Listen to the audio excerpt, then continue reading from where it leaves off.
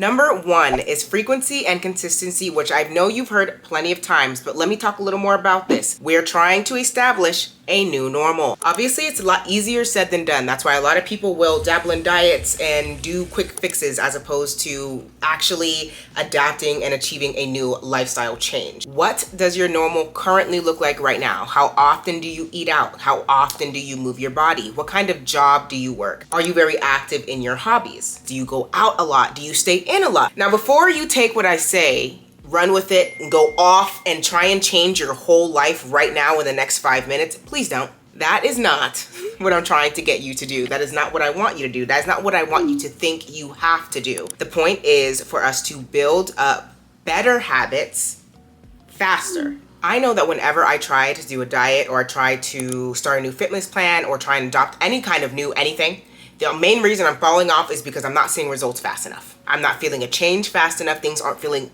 different and vast and changey. We want to go slow. The same way that you have the habits that you do now, the same way you get up and go to work, brush your teeth, do your hair, if you do your nails, if you go to get beauty services done, anything that you do currently right now that is just second nature. These things have to align. It's likely that the person that you're aspiring to be like has different habits and routines just naturally embedded in them already. They just probably look nothing like yours. So no, I'm not telling you to get up, change your life, and start working out 7 days a week and only eat healthy foods, drop the carbs, and no fat. I'm not saying any of that. I am saying to start small. Your issues are gonna be a lot different than my issues. Your triggers are also gonna be a lot different than my triggers. So if you know that you are someone that struggles with working out, and you know that is a habit that you know that you need to implement. If you know that you hate going to the gym, you hate working out, this is an opportunity to do the easier thing, do the thing that you've been thinking about, that you've been wanting to do, even if that is at-home workouts, like me. I always will recommend going for walks because it's just an easy way to get movement in. And naturally, we want to be putting ourselves in uncomfortable situations to grow, right? But especially in this situation, you're going to feel a lot of instances of uncomfortability and unfamiliarity. The point isn't to overwhelm yourself with new habits, but to slowly adopt new ones. And it's totally okay to fall back into old patterns or old habits, so long as your new and better ones outweigh the old ones. Make sense?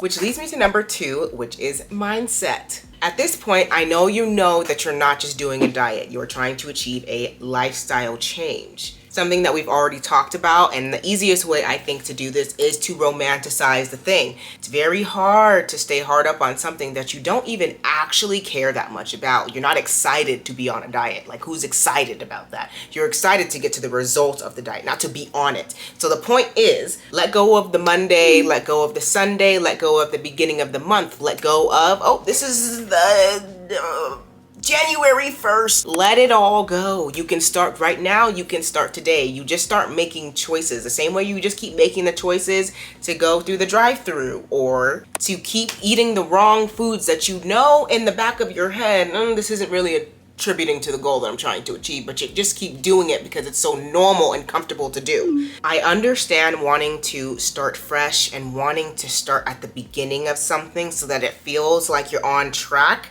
for success. This is something that you need to do every single day. You have to be able to show up for yourself every single day until it feels normal and comfortable to do so.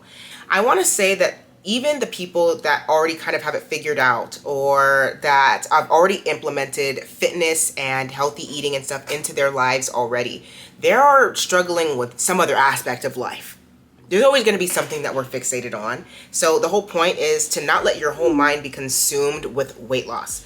Number 3 is routine, for good reason. Please start small. Don't try and overrun your whole entire life with new things and new endeavors and new activities, new workouts, new gym memberships. These are building blocks. There is absolutely no need to rush this. I promise. I know that there are things you want to do and places you want to go and people you're gonna see. I understand that. In the long run, aren't you tired? I was tired. No more diets, no more shortcuts. Change your life Change your habits. Build better habits. You are capable. The time is going to go on. The month is going to pass. The week is going to go. Like nothing is going to stop. So that's also why you don't need to start on Monday.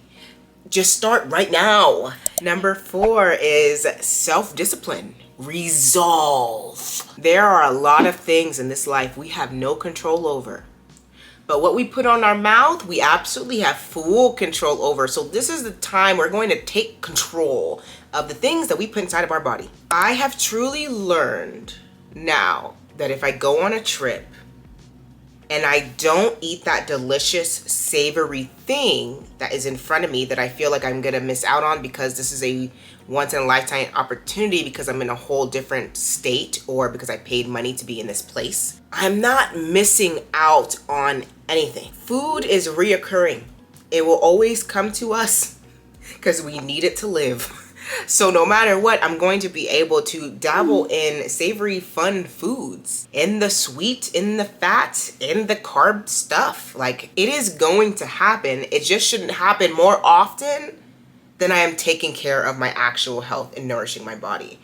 That is all it is. It's just outweighing. You want the good to outweigh the bad. So I feel like when you put self-discipline like that, it's a lot easier to digest it a bit more, right? Because then it's not like I can never have hot Cheetos again. It's just I can only have hot Cheetos 2 out of 7 times as opposed to the 6 out of 7 times. That's exactly what we're doing here. Yes, that's it. Number 5, last but not least, is calorie deficit. This might be scary for some. But don't let this scare you, because if you struggle with EDs or if you struggle with obsessing over counting calories and numbers and the weight and scale and stuff like that, you don't need to explicitly be over here counting calories for months. One thing that I recommend doing is, if you struggle, you need to take about a week and a half, 2 weeks to be real with yourself and do some tracking. See what you are consuming. See how many calories you are eating, especially if you are a person who feels like you have been dieting or eating healthy foods or doing the right things, but you haven't been seeing the results that you want. You need to get real with yourself. That's always what it's going to be. Get real. And it's not even to say that you're just some delulu girl out there. I'm just saying, a lot of us don't know that these numbers are accumulating very quickly.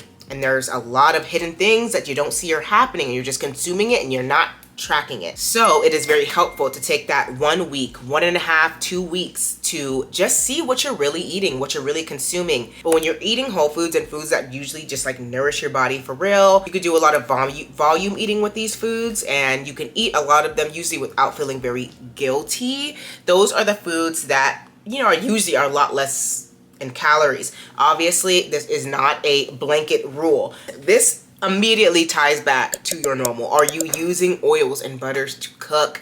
Are you using lots of them to cook? Are you not even measuring to see how much you're using? You just have to be aware, and once you're aware, then you can make educated choices. In the beginning, I did a lot of counting, and it was very helpful because I've retained a lot of that information, which in turn just made it easy for me to transition into like mindful eating or intuitive eating, as people would call it. And the thing that I realized too is if it is too difficult to track, you're likely, probably shouldn't even be eating it. Like if it's doing too much and if you're feeling too lazy to track it. And like the thing is that the person that I'm talking to knows exactly that I'm talking to them. It's because I know that when I was tracking and it's just like I'm trying to make foods at home, and it's like, oh, I don't want to track this ingredient, this ingredient, this ingredient, this. Simplify it. That's probably going to also help you achieve your goal a lot faster and a lot easier because you're simplifying these foods. You're able to see what's going on. You're able to see how many calories you're eating. That's essentially the point. You just want to know what's going on. If it is too difficult to track, you're probably eating too much or too much of the wrong things. That is all I have for you today, but I do believe this will be your 5-step guide to achieving skinny.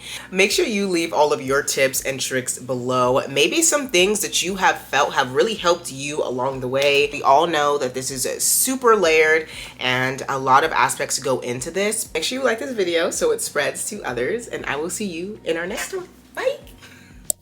Ooh, that light coming through.